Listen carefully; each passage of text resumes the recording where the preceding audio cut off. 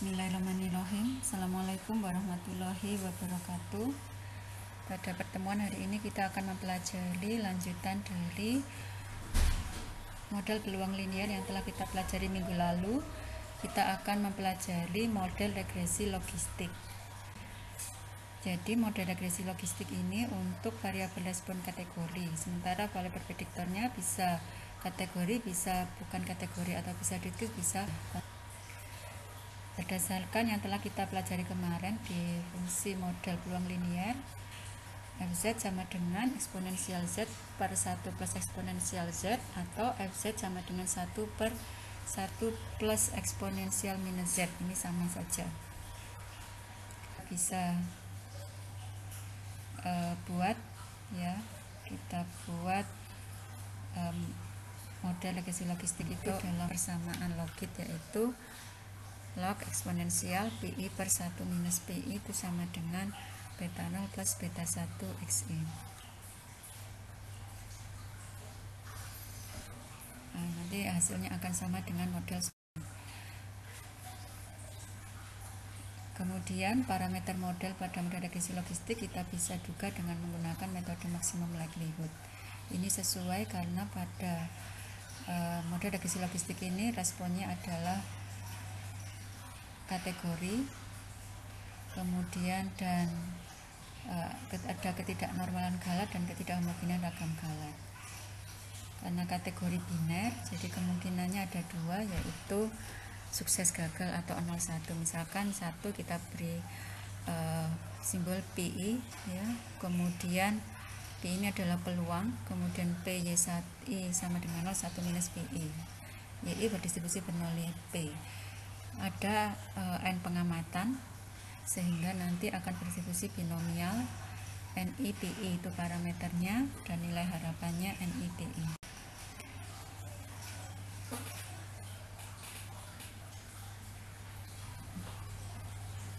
Kita cari fungsi kepekatan peluang, fungsi massa peluang bersama dari 1 Y2 sampai YI, ya, kita kalikan, kemudian ini perkaliannya kita kalikan untuk 1 minus PI NI, kemudian PI 1 minus PI dipangkatkan YI. Selanjutnya eksponensialen, jadi ini itu bisa kita tuliskan juga dalam bentuk eksponensialen, jadi tidak mengubah hasil. Selanjutnya kita turunkan, ya, kita kalikan YI dengan len, karena tadi len Pi YI nya tadi merupakan pangkat dari PI per 1 minus PI, jadi kita bisa kalikan YI. Selanjutnya eksponensialnya kita keluar, jadi Pi eksponensial itu tidak lain adalah eksponensial dari sigma YI len PI 1 minusnya 1 minus P, jadi ini pangkat minus NI. Kemudian angka berikutnya kita cari kita lenkan, ya, kita cari fungsi likelihoodnya, kita lenkan, len eksponensial ditambah len P ini sama dengan sigma YI beta C dan seterusnya, merupakan bentuk yang tidak bisa diselesaikan secara langsung untuk mendapatkan pendugaannya. Jadi kita lakukan iterasi, salah satunya dengan menggunakan iterasi Newton-Raphson, yaitu beta plus 1 sama dengan beta. Jadi ini iterasi ke T plus 1 itu sama dengan beta pada iterasi ke T dikurangi matriks Hessian, iterasi ke T diinverskan, kemudian dikalikan QT, dimana QT merupakan vektor yang elemennya adalah QCT sama dengan turunan dari fungsi likelihood beta terhadap beta C diperoleh sigma YI minus NIPI T XIJ. Kemudian H ada iterasi ke T, matriks yang elemennya adalah turunan kedua dari fungsi likelihood beta dibagi terhadap beta A dan beta B, ya. Kemudian PIT nya sendiri itu sama dengan eksponensial sigma beta C XJ per 1 plus eksponensial sigma beta T XIJ. Misalkan, ya, iterasi tadi itu bisa dijelaskan dalam suatu contoh, yaitu suatu penelitian ingin mengetahui pengaruh jenis kelamin terhadap minat pembelian suatu produk. X-nya ada 2 kategori, yaitu laki-laki dan perempuan. 01 ada 1 variabel prediktor, K-nya sama dengan 1. Kemudian untuk N1 yaitu banyaknya pengamatan yang memiliki nilai X sama dengan 0 itu ada sebanyak 4. Dan 2 sama dengan itu banyaknya pengamatan yang memiliki nilai X sama dengan 1. Kemudian Y1 itu banyaknya pengamatan yang memiliki nilai Y sama dengan 1 saat X sama dengan 0. Dan Y2 sama dengan 4 yaitu banyaknya pengamatan yang memiliki nilai Y sama dengan 1 saat X sama dengan 1. X1 0, X2 0 sama dengan 1, dan X11 sama dengan 0, X21 sama dengan 1.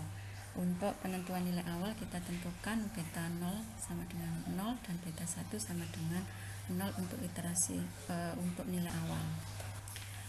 Nah, kita akan mulai melakukan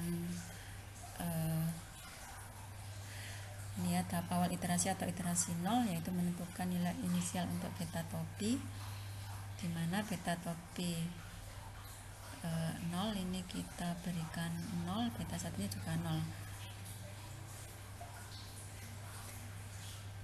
P10 itu sama dengan eksponensial sama beta J0 XIJ 1 plus eksponensial beta J0 XIJ. Kita masukkan angka-angkanya diperoleh 0,5. Begitu pula untuk kemudian kita cari G0 nya diperoleh sama dengan 1 ya, mengikuti rumus sebelumnya dengan memasukkan angka-angka tadi. Kemudian kita juga dapat Q10 sehingga kita dapatkan Q untuk iterasi 0 1. Kemudian kita berdasarkan hal itu kita bisa cari elemen untuk matriks Hessiannya minus XI0 XI0 NIN PI 0 1 minus PI 0. Kita masukkan angka-angkanya diperoleh minus 2,5. Untuk H01 diperoleh minus 1,5. Untuk H10 kita peroleh juga minus 1,5 dan H11 minus 1,5, sehingga bisa dibentuk matriks Hessiannya minus 2,5 minus 1,5 minus 1,5 minus 1,5, kemudian diinverskan jadi minus 1 1 1 minus 1,67. Nah, kemudian kita berdasarkan rumus iterasi Newton-Raphson tadi kita bisa masukkan angka-angka tersebut jadi beta pada iterasi yang pertama yaitu beta 0 minus H0 inverse Q0 diperoleh hasil minus 22 kali 10 pangkat minus 16 kali 0,667. Hasil ini kemudian kita gunakan sebagai input untuk iterasi berikutnya, yaitu untuk mendapatkan beta pada iterasi kedua itu kita cari seperti tadi langkahnya P11 kita cari bahkan 0,5, P21 ketemu 0,61, Q01 ketemu 0,035 dan Q11 ketemu 0,0355. Kemudian kita masuk ke kita cari elemen dari matriks Hessian H00, H01, kemudian H10 dan H1. Jadi kalau dilihat itu beta pada iterasi kedua sama dengan beta iterasi ketiga.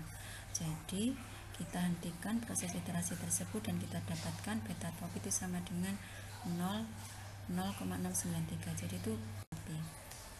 Kemudian setelah kita dapat penduga, kita inferensi model regresi logistik tersebut dengan menggunakan selang kepercayaan beta topi plus minus Z alpha per 2 standar error untuk beta topi.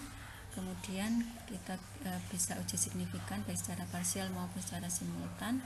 Hipotesisnya sama seperti biasanya. Statistik uji yang digunakan uji Wolf. Untuk sampel besar bisa didekati dengan distribusi normal baku. Untuk sampel kecil bisa didekati dengan T. Ada beberapa server juga menggunakan Q kuadrat, yaitu Z dikuadratkan. Kemudian untuk standar errornya itu bisa diperoleh dari akar diagonal dari matriks V ini. Berikutnya untuk uji signifikan secara simultan, ini hipotesisnya. Statistik uji yang digunakan adalah likelihood ratio test, di mana statistik G ini berdistribusi Q kuadrat dengan derajat bebas P. L2 itu nilai log likelihood model regresi tanpa variabel prediktor, sementara LP nilai log likelihood model regresi dengan variabel prediktor. Kemudian setelah kita uji, kita interpretasikan koefisien untuk variabel bebas biner. Contoh sebelumnya, X itu jenis kelamin, 1 pria, 0 wanita, dan Y pemilihan produk, 1 membeli produk, 0 tidak membeli produk.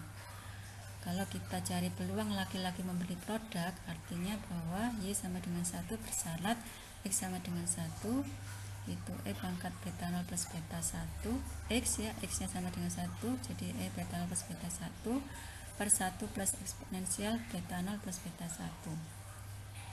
Sebaliknya untuk peluang laki-laki tidak membeli produk, yaitu kebalikannya, ya, itu berarti 1 minus PY sama dengan 1 plus X sama dengan 1, yaitu 1 per 1 plus eksponensial beta plus beta 0 plus beta 1.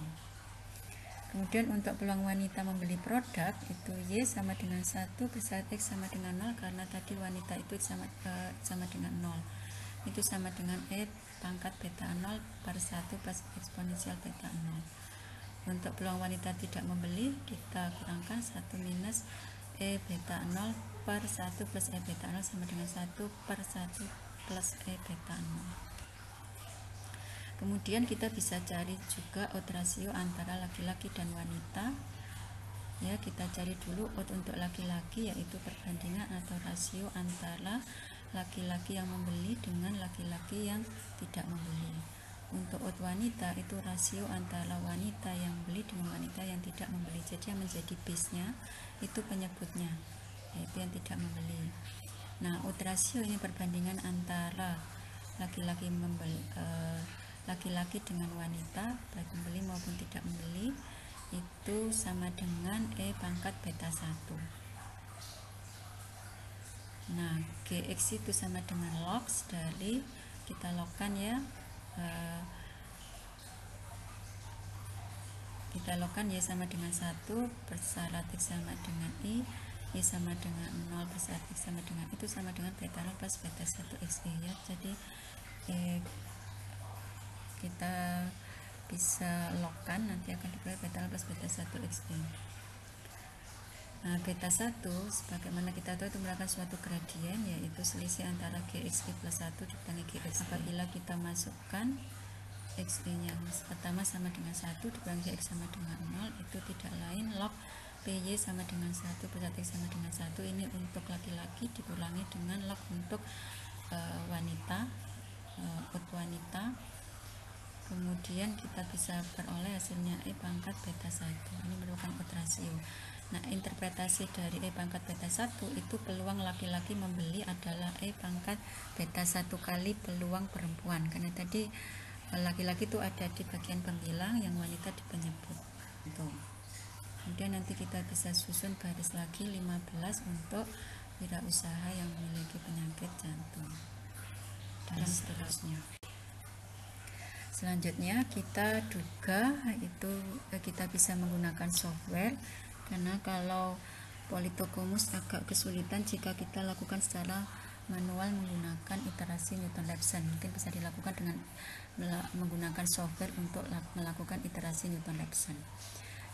Diperoleh ini hasilnya ada estimasi itu penduganya atau beta topi, kemudian standar error untuk masing-masing beta topi, nilai Z, kemudian nilai P. Interpretasinya yang pertama untuk karyawan swasta terhadap PNS, jadi PNS ini menjadi base-nya. Kita akan mencari odds ratio karyawan swasta dengan PNS, dan itu diperoleh hasilnya beta 1 sama dengan 1,2040.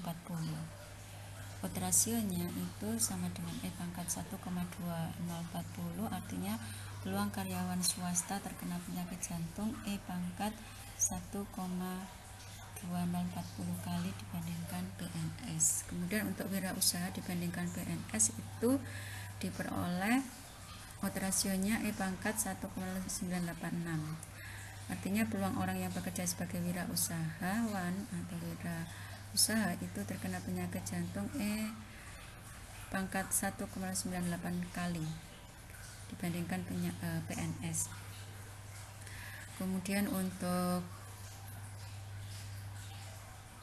lainnya dibandingkan dengan PNS itu 0,9163, artinya peluang orang yang dengan pekerjaan lainnya terkena penyakit jantung adalah E pangkat 0,9163 kali dibandingkan PNS. Ini untuk variabel prediktor yang diskrit. Untuk variabel prediktor kontinu kita akan pelajari atau kita lanjutkan minggu depan bersama materi berikutnya, yaitu model regresi probit.